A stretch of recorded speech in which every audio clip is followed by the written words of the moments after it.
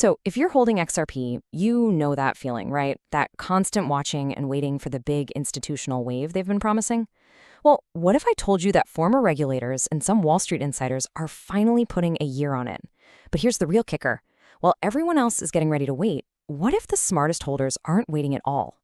Okay, let's dive into what the insiders are really planning for, and I'll show you a totally different way to think about this whole waiting game. The number you really need to have circled on your calendar is 2026. Now, this isn't just some random guess from social media.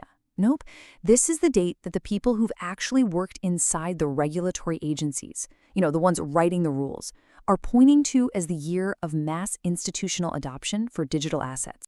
But, this brings up a really fascinating question. If all the big money is waiting for 2026, what are the smartest, most informed holders doing right now? You think they're just sitting on their hands, or have they figured out a way to use this waiting period to their absolute advantage? So why 2026?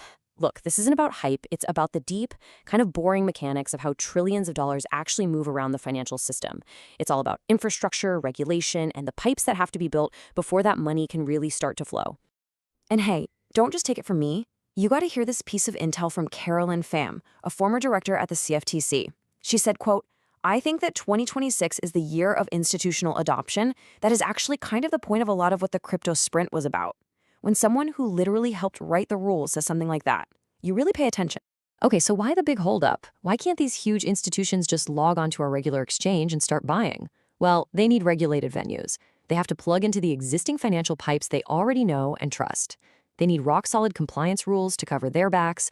And, this is a big one, they need markets that are free of shady stuff like wash trading so they can attract the real money. We're talking ETFs, pension funds, the whole shebang. And that leads us to the next huge piece of this puzzle, the regulatory maze. I mean, getting a bill passed in Washington, that's just the starting pistol. The real race is the multi-year journey of turning that piece of paper into a living, breathing market that institutions can actually use. And this lays it out perfectly. First, a bill has to get through Congress. Then it needs the president's signature.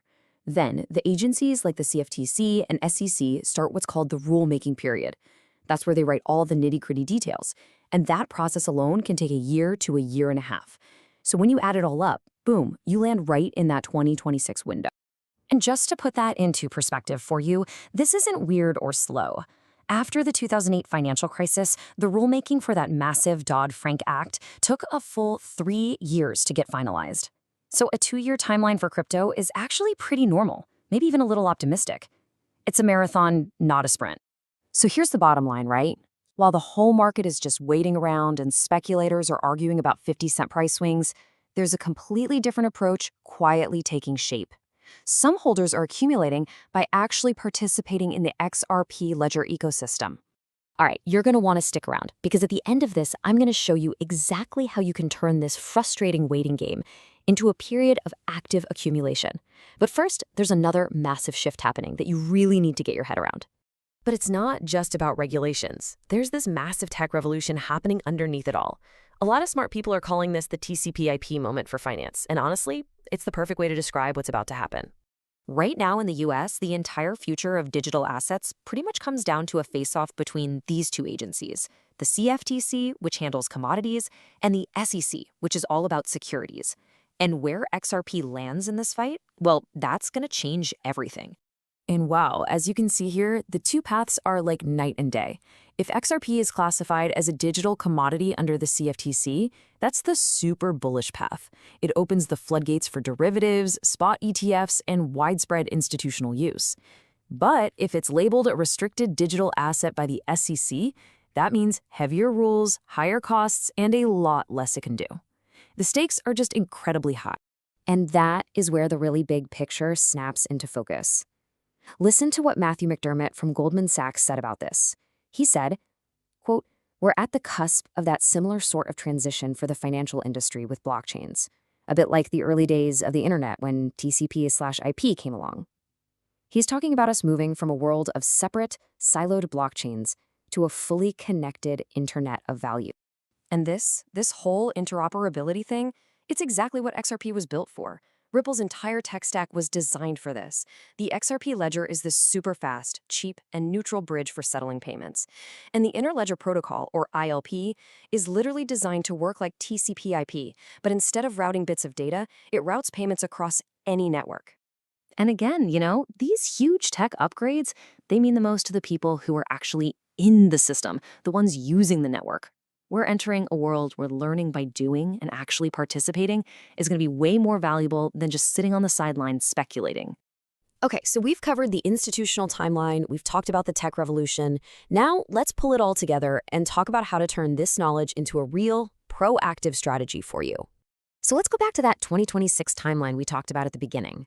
While the rest of the market is just waiting for institutions to finally get their regulatory green light, you have this amazing window of opportunity to actively build your position by getting involved in the ecosystem yourself. So let me just break down how a system like this works as an example. It's pretty simple. First, you get a Xamin wallet. That's the key tool for taking control of your own crypto. Second, you just fund it with a little bit of XRP so you can make transactions. And third, you join the team, and that activates your position in the system. Now, the real engine behind this whole thing is what they call the infinite tip chain. Just look at this diagram.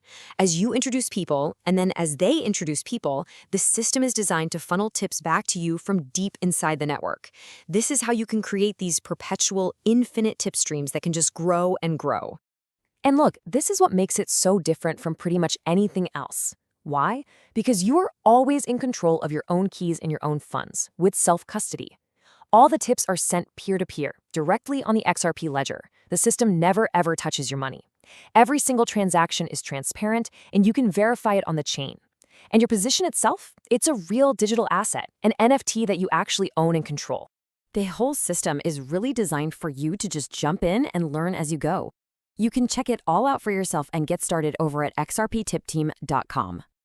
Look, the whole market is shifting. It's moving away from just sitting back and speculating to getting actively involved. The technology is here, the regulations are on their way, so the only real question left for you is, are you going to be a spectator just watching it all happen, or are you going to be a participant who's actually shaping your own future?